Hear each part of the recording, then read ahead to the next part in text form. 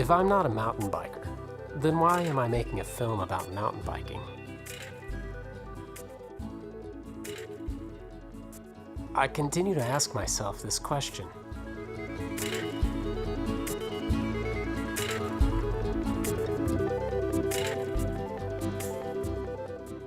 This is Fruita, Colorado.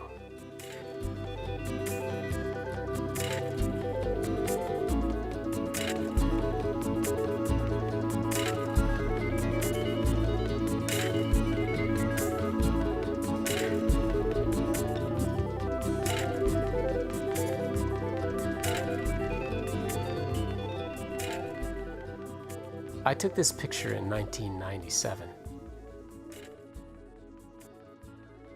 The parking spaces in downtown were so rarely used, it was not an unusual sight to see Tommy pull his car up on the curb to change his oil.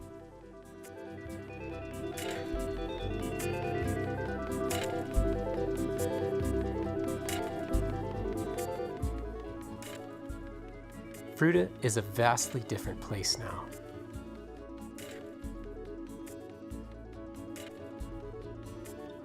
No small part of this is due to a bike shop, the culture it attracted, and the miles of cow trails turned into mountain bike paths that would follow.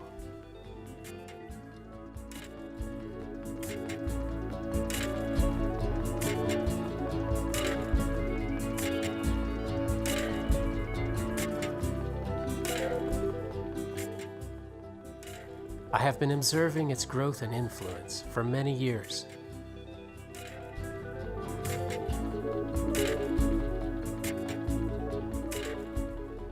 With a vague notion that all I was seeing was a small piece of a much bigger thing, I was thrilled when I was asked to film all of the over-the-edge stores in the western US.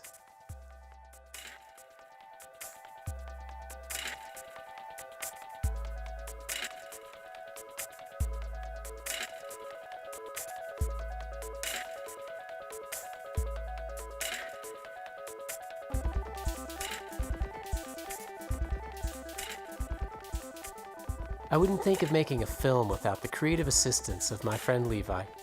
And with the blessings of her teachers, my daughter Issa joined us on a 2,200-mile road trip to explore a much bigger picture.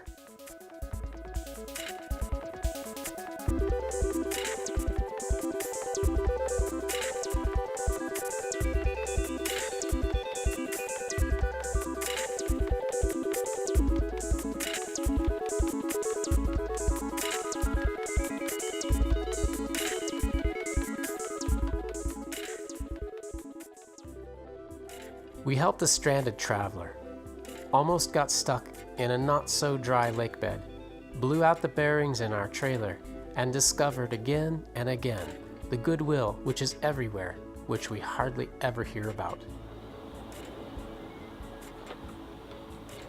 Some of my happiest moments were these: stopping because the miles were too many, dropping the tailgate and making a cup of coffee, or stopping to fuel up and check back on everyone we left behind.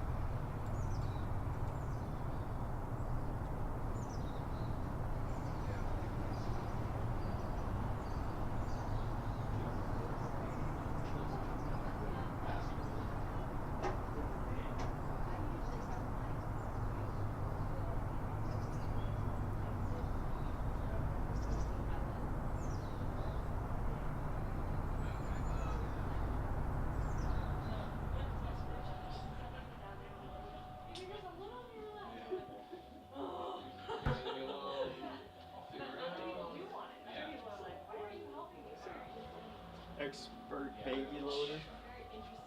You think there's a job description for that? Time to go to work. All right.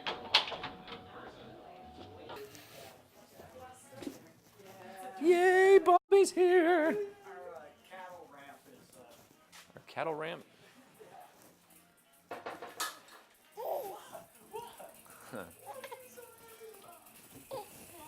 Whoa, over Colin. I don't know. I think I've always kind of lived very moment-based. I haven't, and Bree can attest to not having much of a long-term plan on stuff. I've kind of been in the seat of the moment of making the decisions on the fly, short term, of what's going to work, and what's going to work happily, and it's against the least amount of struggle. And even though this is a little bit of a struggle, just because it's a business and growth and all that, it's worked out kind of naturally without. It's tough, but it's worked out. It's working. There's one little really technical section right here, leaving the lake on the trail. I think I remember that. Stuff in there. Yeah, nothing in that place was planned out.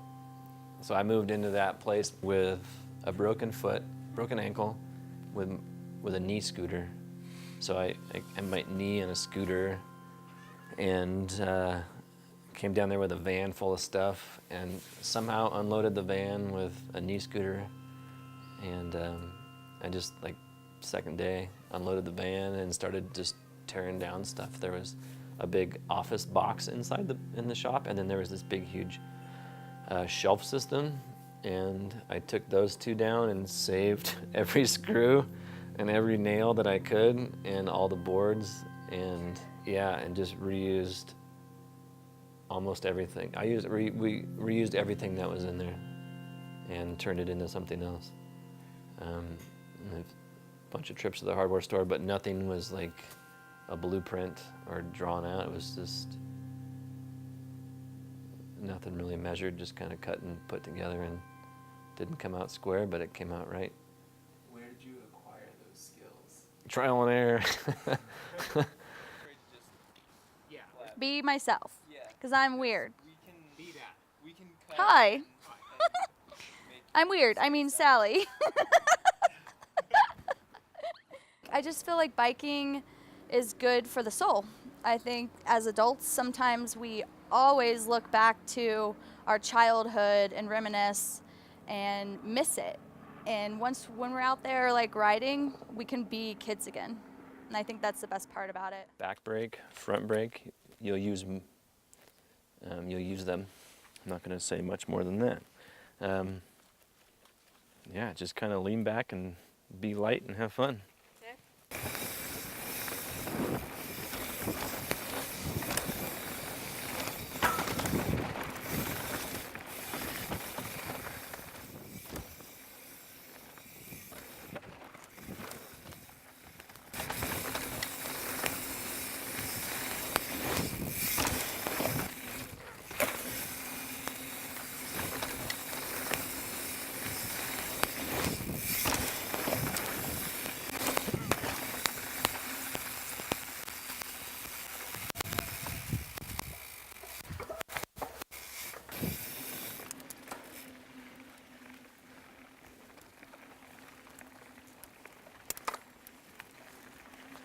Yeehaw!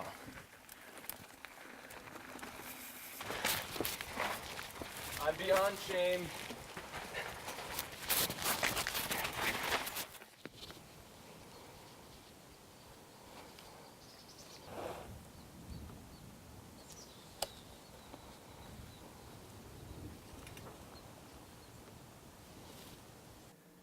As humans, we're all the same. We're all on the same page. And we all want to experience something wonderful and fun.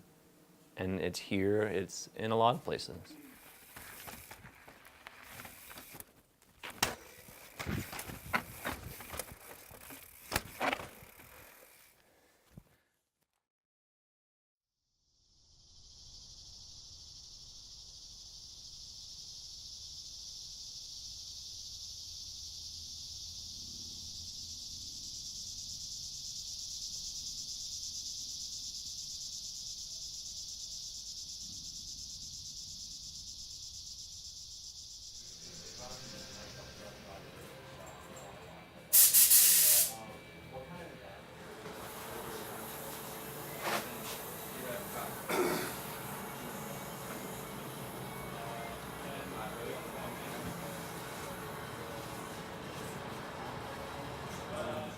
there's all that stuff up here. There's a new one called Scorpion and Pyramid here. And Pyramid is kind of like Highline right in here, that double black section. That one's really cool. And you got the map, so cool. All right, Enjoy it. Mountain biking, you know, what I've found just through racing and riding a long time is it's not necessarily like who's got the most fitness or who's the strongest person. A lot of it is like there's a flow to it, and you know, just carrying speed in the right way, it can be faster than just pedaling as hard as you can all the time. And I think, yeah, there's a lot of similarities that you can just take to life with that. You know, and even running a bike shop, you know, there's all these fancy marketing things you could do or fancy buying strategies you can do, but if you're not just taking care of the basics and the foundation of just treating people well, then that's kind of, you're missing the flow of why you're there and what you're doing. We set up like a box ambush behind you here. I'll get these out of the way.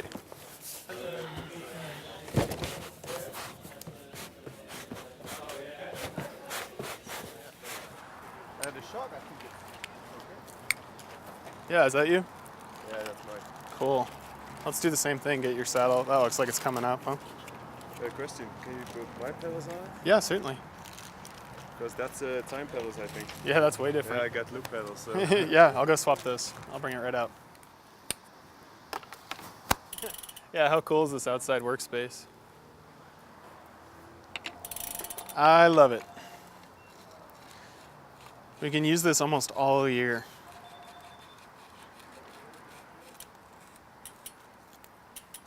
And sometimes we roll like the workbenches out here. And can do like full repairs and everything. That's pretty neat. All right, that's the Max line right here. It's gonna be a problem, I think. Yeah, we can switch you to something else if we need to. We should have some XLs around. Yeah, that's a bit low. That's low. You want me to see what I got in an XL? Yeah. I'm gonna need an XL Colleen, I think. XL what? I think we're gonna go Colleen. This guy doesn't fit on that large Insurgent. That's good. You feel good? Yeah. All right. We'll have fun today. You can jump, so. What? Yeah, You can jump, so. How's the trails like here? Good or? really good. And it's been raining recently, so it's more nice. grip, And more grip and. yeah. You're all good, Bill? I'll order that shock for you. We'll have fun, guys. Yeah. Thanks. Awesome. Are those yours too? The green one? And the blue one not, huh? No. All right, cool. There's nothing there. Come back there. Cool, cool. No, the vans, it's been a project for sure. Like, Jason and I bought the thing, what do you think, 2 years ago? Yeah. 2 years ago, we bought it from a tour company that they were done doing tours and they didn't know what to do with it. And we thought the paint job was like the coolest. And the guy who had it before the tour company bought it to go to San Diego Chargers games, and that's it. So he drove it from Phoenix to San Diego and had it custom painted. Like, that's all done by hand. It's all pinstriped and all brush stroked and all done by hand. So we thought that was like the coolest, so we bought it. And it's a 1992 Ford 3 Series. Yeah.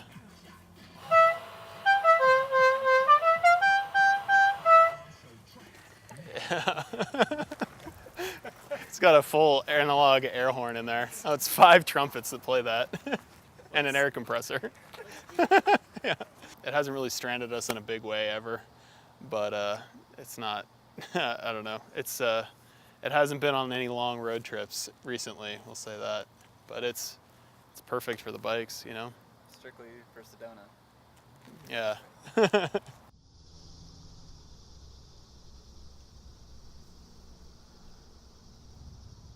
Mountain biking doesn't have to be this exclusive thing.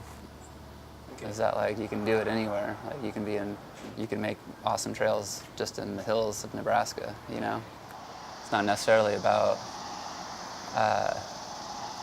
you know, being the best rider, or having the best bike, or having the certain look. You know, it's it's all about just going to cool places and having new experiences.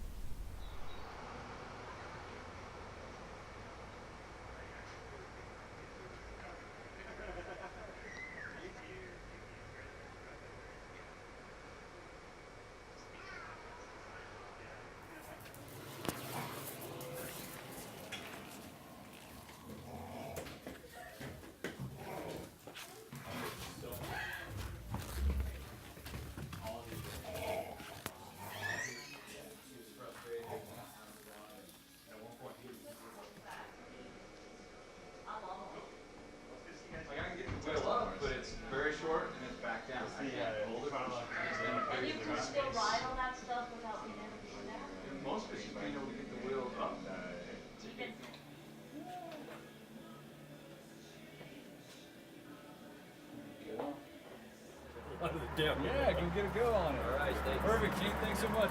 All right, bud. Do you need help getting this one out too, or are you all right? No, I'll come back and get it. All right. Yeah. Sweet.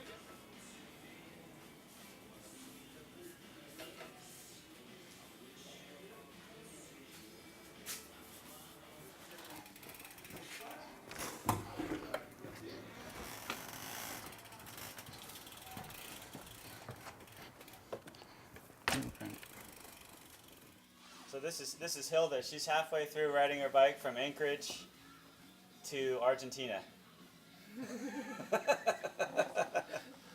She stopped by with a flat tire, and Jordan got her rolling. So time for espresso, and tonight she's gonna ride her bike to LA. We got her wired up on espresso.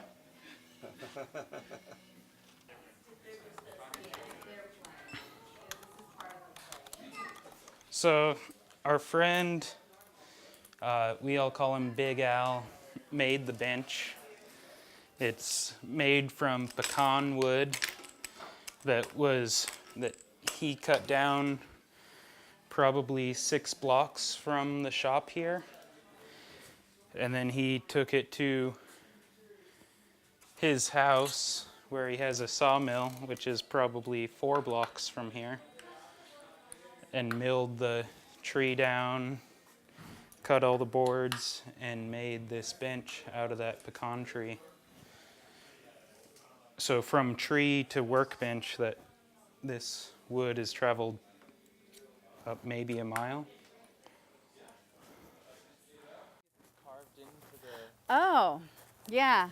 That's our local woodwork person, Al, Big Al. And he's very creative. He did all the, if you see there's a hanging over there, all the woodwork that you see outside, he did. He carved those in there. And he put the ropes in for us and stuff like that. So he's just a really creative guy. He made that bike rack right there out of wood. In the shop, if you guys notice in the shop, there's some of his woodwork in the shop as well. And yeah, he just loves to do it, and he's a really interesting individual. My name is Al Erickson. Everyone just calls me Big Al, among other things. I've been several different people throughout life, but now I'm just Big Al.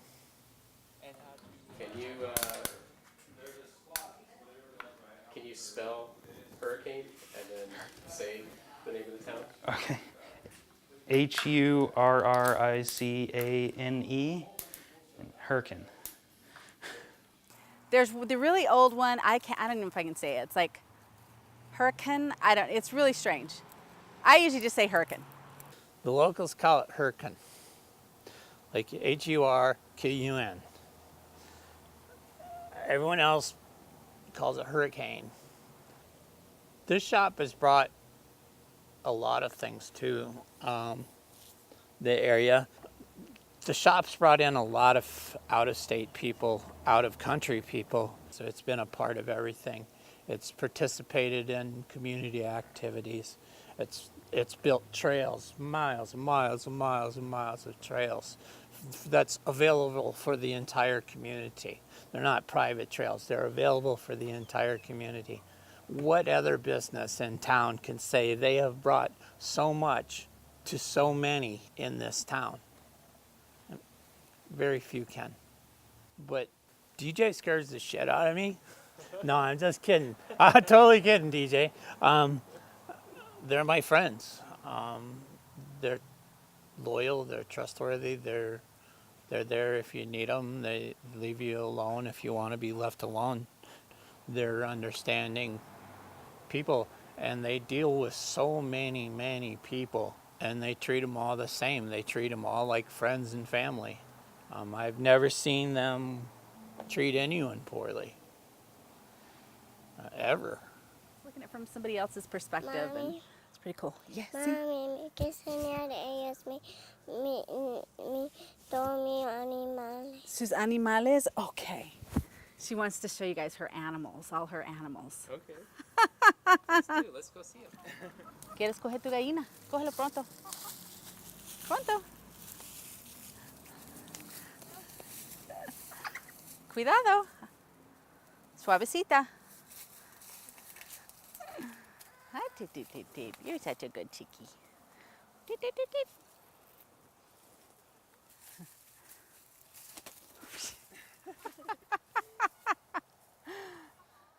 This is your one and only child. One and only if you don't count the bike shop employees. Yeah. Yes. And She's 4 now, and it's been 4 amazing years. Watching her learn and try new stuff, and see who she becomes.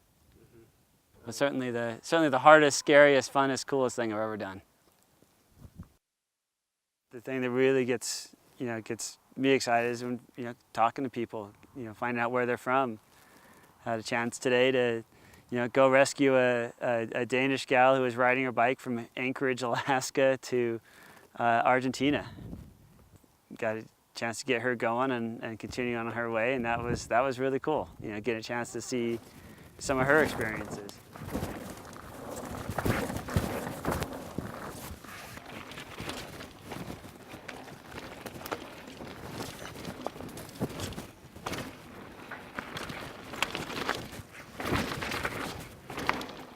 I dread? I've got a great office. I dread heading up there to do paperwork.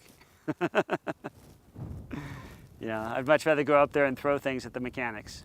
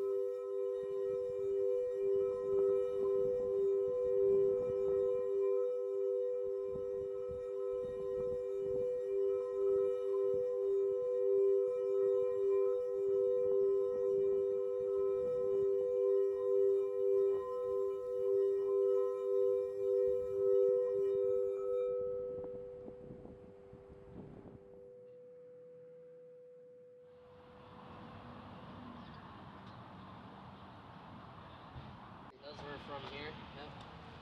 So 1995 in Fruita. Fruita was not much of anything, kinda. I mean, Fruita's still a pretty awesome place, but it had all the stuff. It was a cool little town, and I came when I was 16, and I just stood on Aspen Avenue, and I was like, this place is pretty cool. And it wasn't cool right then, but it was pretty cool. So to like be a part of that still to this day, and to see how it has changed and like manifested into like a beautiful thing is just amazing, really.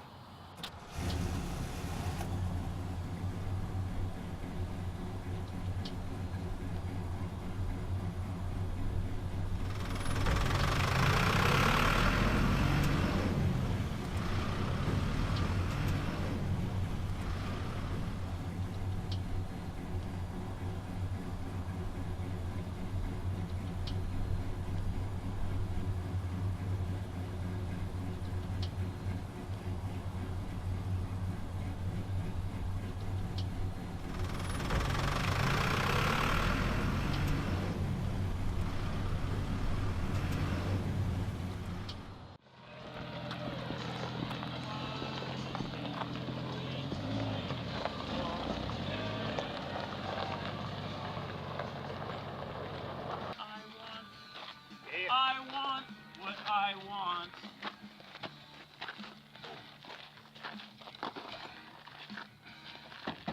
What do you want, Troy? I want to not want anymore. That's what I want.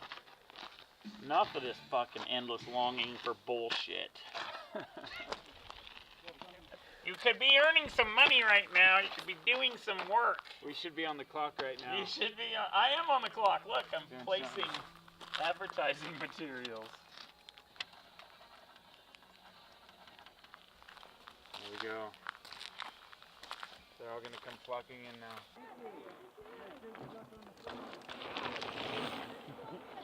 We have been doing this for a long, like even just being around this scene, you know, like George and I grew up around Over the Edge. We both worked there in college. I mean, I was like the high school Grom that wouldn't go away. Troy can attest to that. The super fast high school Grom. Yeah, we've enjoyed this area and loved this area and like love seeing it, you know, blossom to what it has now. But, you know, thinking back to how long we've been here and been doing this, it's been a long time.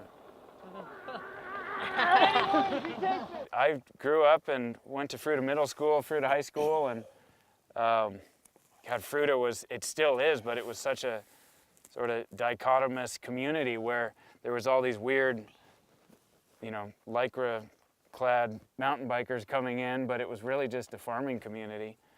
I remember at Fruita Monument High School, we'd have, you know, the guys with their big trucks and a bale of hay with horns on it, and they'd be roping in the parking lot and, you know, during lunchtime. But it's always been kind of a funny place, and it still is, but it's sort of become a really neat thing. And we have a lot more trails now than we did back when we did nothing but, you know, dream about slaying Prime Cut, trying to chase Troy down the hill when he used to be fast. Oh! I'd like a liter cola. Sorry, sir, we don't have liter cola. We don't sell liter of cola.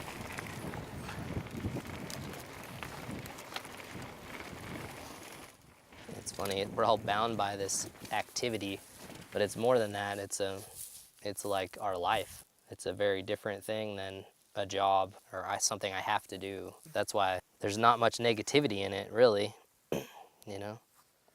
It's like swimming downstream. Pretty It's much. the secret. It's what we'd be doing anyways. That's over that. Yeah. So, Well said. and here we are.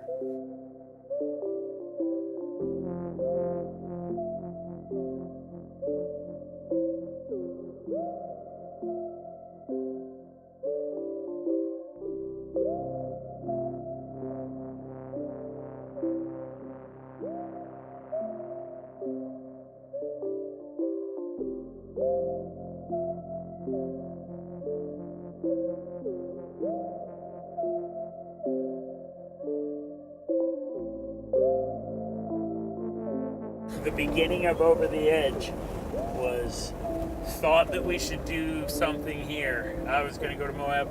Like I said, what about here? What about our hometown? What about here?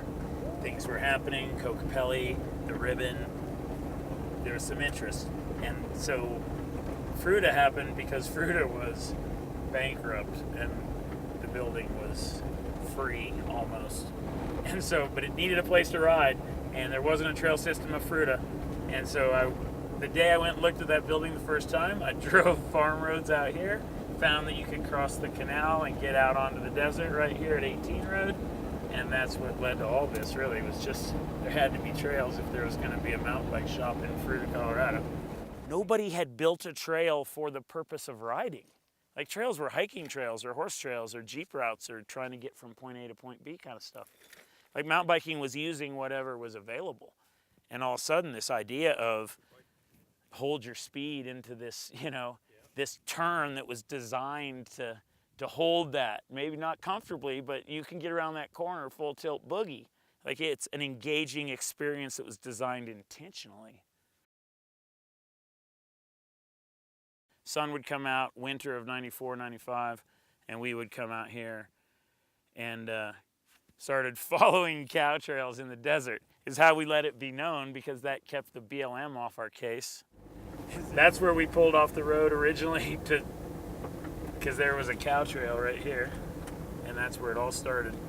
We started riding out there to find out what was out here, parked the van right there, it became the parking lot.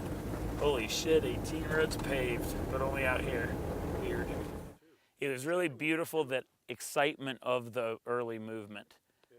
Like when trails started becoming a focus, like of the local mountain bike community, it was a frenzied pace. Like people got into it, and they were knocking out trails like at ridiculous pace, and they were good. It wasn't like a shop ride was on Tuesday nights at 6 o'clock. Yeah, it was every night. You just show up. Yeah, it was every night. Yeah. It was whenever 2 or more are gathered in the name of mountain biking. Then we had a group, and then everybody would teasingly say, oh, Troy's rides are going to be ride out to where the trail doesn't exist yet, and then everybody has to help me kick in this piece here, and then we're going to ride it back and forth a few times, and then we'll go back. Every ride was a trail building expedition. I say in mountain bike trails, they exist on the ground. You just have to uncover them. They haven't been used in a while. And it's finding that beautiful thing that wasn't there before, and seeing the momentum and the movement of a mountain biker flowing through this land while it's still just covered with grass or bushes or whatever.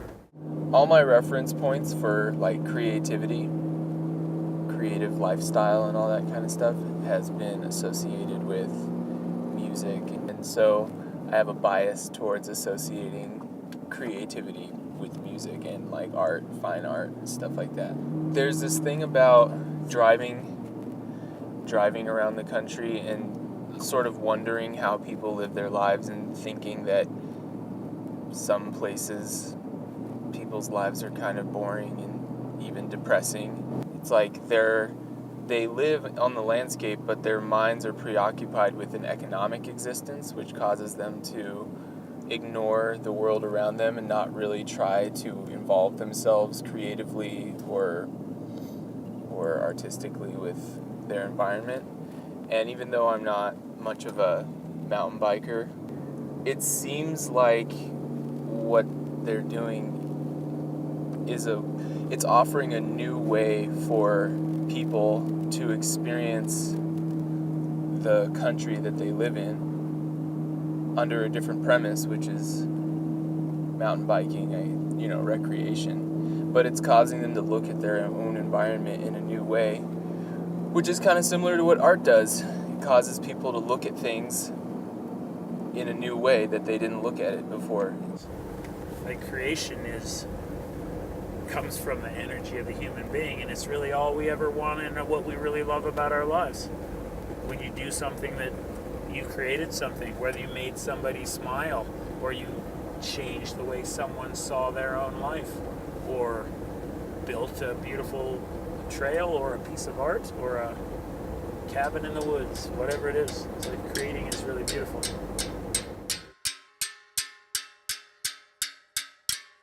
Crawl up there, peek over, let it feel that. Feel that tingle inside you. That's being alive. Let it go of your brakes and lean into that front wheel and see how fast you can go around that corner. You'll be surprised.